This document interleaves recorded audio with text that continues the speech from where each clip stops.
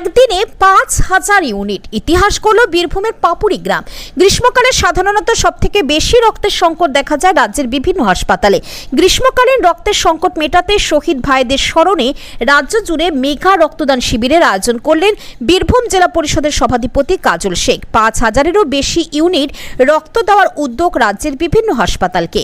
এদিন বীরভূমের নানুরের পাপুরি গ্রামে আল আমিন মিশন প্রাঙ্গণে এই মেগা রক্তদান শিবিরের আয়োজন করা হয়। রাজ্যের বিভিন্ন বড় বড় মেডিকেল কলেজের ব্লাড ব্যাংক থেকে রক্ত সংগ্রহ করতে এসেছেন প্রতিনিধিরা। বর্ধমান, নীলরতন, কলকাতা, আরজিকর, এসএসকেএম, রামপুরহাট এই সমস্ত মেডিকেল কলেজ এবং central blood bank, Bolpur, Suri ও কাটোয়া মহকুমা হাসপাতাল থেকেও প্রতিনিধিরা উপস্থিত ছিলেন।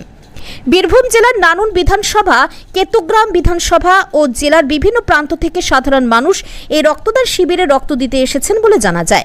রাজ্যের ইতিহাসে এই প্রথম একটি ব্লাড ডোনেশন ক্যাম্প থেকে রাজ্যের 6টি মেডিকেল কলেজ ও 3টি মহকুমা হাসপাতাল ও সেন্ট্রাল ব্লাড ব্যাংকে ৫,০০০-এর বেশি ইউনিট রক্ত সংগ্রহ করে দান করা হবে বলে জানা গেছে। জানা যায়, সিপিআইএম এর শাসনকালে সিপিআইএম এর হাতে মৃত্যু হয় বিএসএফ এর কর্মরত শেখ সাজুর। তার নামে শহীদ সাজু মেমোরিয়াল ট্রাস্ট গঠিত হয়েছে। এই ট্রাস্টের উদ্যোগেই মেগা রক্তদান শিবিরের আয়োজন করা হয়েছে। আসুন দেখে নিই সেই চিত্র। এখন পর্যন্ত নানুর বিধানসভা 17টা গ্রাম পঞ্চায়েতের প্রত্যেকটি অঞ্চল থেকে আমার যারা সহযোদ্ধা সহকর্মী এসেছে, আমার মায়েরা বোনেরা স্বতঃস্ফূর্তভাবে এখানে এসে হাজির হয়েছে। কেতুগ্রাম বিধানসভার প্রত্যেকটি গ্রাম পঞ্চায়েত থেকে আমার সহযোদ্ধা সহকর্মী এসেছে। বীরভূম জেলার বিভিন্ন প্রান্ত থেকে আমার ভাইরা মায়েরা বোনেরা তারা এই মেগা ব্লাড ডোনেশন ক্যাম্পে এসে হাজির হয়েছে। আমাদের বিশ্বাস যে সারা বাংলার বিগত দিনে যে ব্লাড ডোনেশন ক্যাম্পগুলো হয়েছে, সর্বোচ্চ রেকর্ড এখানে গড়ব আমরা। সেই পথেই এগোচ্ছে বর্তমানে ব্লাড ডোনেশন ক্যাম্প। এই ক্যাম্প বীরভূম জেলার 3টে সরকারি সরকারি ব্লাড ক্যাম্প সহ কাটোয়া, বর্ধমান এবং কলকাতা থেকে 5টা ব্লাড ব্যাংক এসে সরকারি, টোটাল 10টা সরকারি ব্লাড ব্যাংক এখানে ব্লাড কালেকশন করছে। সকাল থেকে চলছে, 9টা থেকে শুরু হয়েছে, 1টা-1:30টা পর্যন্ত চলবে।